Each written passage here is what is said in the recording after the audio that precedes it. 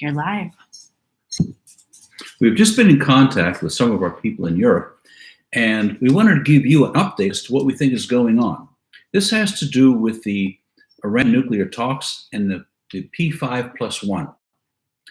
It's scheduled tentatively for Vienna in the next few days. That's correct, Russ. There is a meeting that's going to be taking place in Vienna next Tuesday, face-to-face, because the meeting between the Europeans and Iran took place 2 days ago virtually. And there's still that tensions between the United States and Iran. Who's going to batch first? Basically, Iran is saying to the U.S., sure, you'll rejoin the talks if you lift the sanctions. Right. The U.S. saying, no, we want to see some steps by Iran, which doesn't make any sense. So the meeting on Tuesday, by the way, just for you to know, Iran is indicating to the Europeans there will be no direct talks with the Americans. And rightly so, because they don't trust the Americans anymore. But what is important about all this, just for our viewers to know, Ross, is that Iran is getting closer to presidential elections in June. If this issue is not resolved soon, a hardliner could ascend to power, and that will just put a nail on the coffin for these negotiations altogether. Well, the Europeans can certainly operate independently and seem to be doing so. They've got a lot of stake in this game. Well, that's correct. But some of the Europeans are questioning U.S. judgment regarding this issue. And this is why they are moving forward. They want to meet with the Iranians, and they're going to meet on Tuesday in Vienna. They kind of not too concerned. It's not too concerned, but the idea of they starting doubting the United States credibility. I mean, as we mentioned in one of our videos, the U.S. is thinking about sanctioning Germany. Whoever thought that the U.S. would be sanctioning Germany? I mean, that is ridiculous for something like that.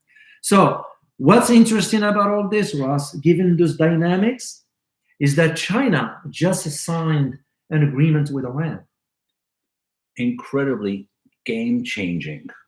It is indeed, because Iran now is going to be saying, sure, sanction or no sanction, we're going to be dealing with China now, separately from what the U.S. is. Because even within this deal that Iran and China signed, the financial aspect is part of it, which means what?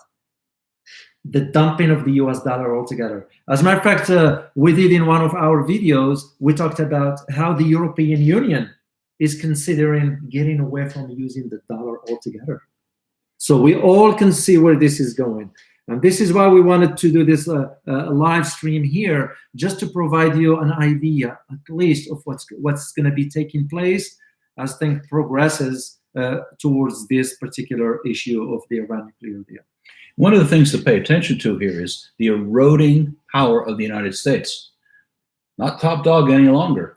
Other people are saying, you're not coming up with anything we can use. Well, that's true. To me, what explains all this is now, for example, the Iran-China deal, the Russia-China partnership, or the last visit by Lavrov, the European Union's moving forward with its policy. All these dynamics sort of send a message to the United States that maybe you are at the top of every pack has come to an end. And now maybe the world is ready for a new global order in which the seats at the table have been rearranged. Iran excluding the United States from direct talks says that's the way this is headed. And that's a major statement. Whoever thought that Iranians will put that on the table. Usually the US media is not reporting that much. They're saying that the US is willing to allow the Europeans to act as intermediaries. No. Our talks with our contacts in Europe said otherwise, because the US does not want to admit that the Iranians said there is no direct talk. We're not talking to the Americans. Exactly. So we can just see where this is going. And the changes that comes with all this, especially, as I said earlier, I cannot emphasize this point enough. This agreement between China and Iran, it's going to have far-reaching consequences that will work to the benefit of Iran to the benefit of China and possibly the Europeans also. What's your best judgment or your best educated guess here? Is there going to be an agreement?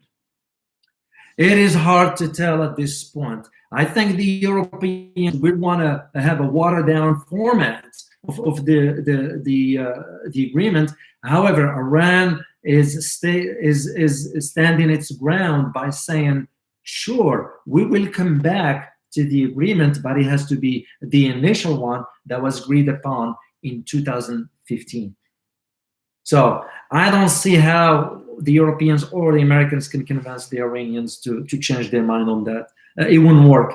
And the big concern that I have personally is if a hardliner ascends to power in June, that's a game changer altogether, because what we don't understand in the West is that Iran has its own political dynamics inside the country, like for us. Like everybody. Like every country it's out a turf battle, if you will, within Iran. And Iranians are kind of like, believe it or not, so Iranians right now, this Iran nuclear deal is not a big deal anymore. They moved on because now they're seeing that opportunity with China could open up. $400 billion is going to make a big, big difference in Iran's economy. As we talked about in one of our other shows, Iran has necessarily had to start producing a lot of their own products. They were importing. They now have, and have now been forced to go east. Yeah. Look east. Yep. And that's correct. Well, and given how China now is going to upgrade the energy sector in Iran, that is a big deal.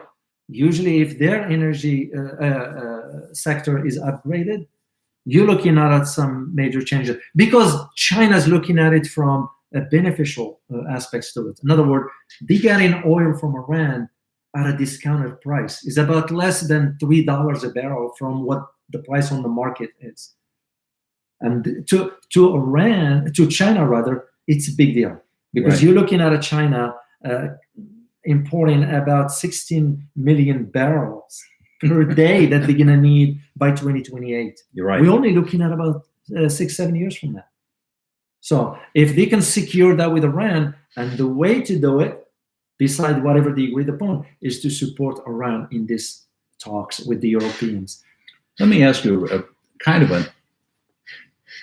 it's an important question, but I don't know how fair it is to ask. Mm-hmm. Would Iran, for its own internal reasons, be better off without a nuclear force? Well, no, the nuclear capability will, remember, it's just a deterrence, no more, no less. Yeah, a lot of hypes in the West about, oh my gosh, Iran's gonna bomb Israel's gonna. No, that's nonsense. Because Iranians and the Iranian officials, that is, not the Iranian citizens, Iranian officials understand that is a red line. You know, if they cross that red line, it will be severe consequences. We're talking about leveling Iran in its entirety. So this is why, but it's also a deterrence, because look at North Korea right now. Right. Can the US go and attack North Korea? They cannot. They cannot, because they know what the consequences will be. Even though the US media does not report that North Korea has indeed nuclear weapons, and they have about 121 nuclear warheads there. So we have 50,000 troops in South Korea. That distance is only about 50 miles or so.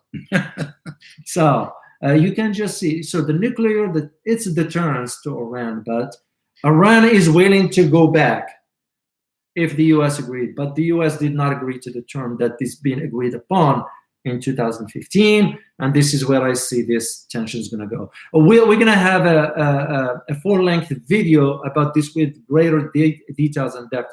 We just wanted to update our viewers. We wanted to update you about the recent information that we just received from our contacts in Europe.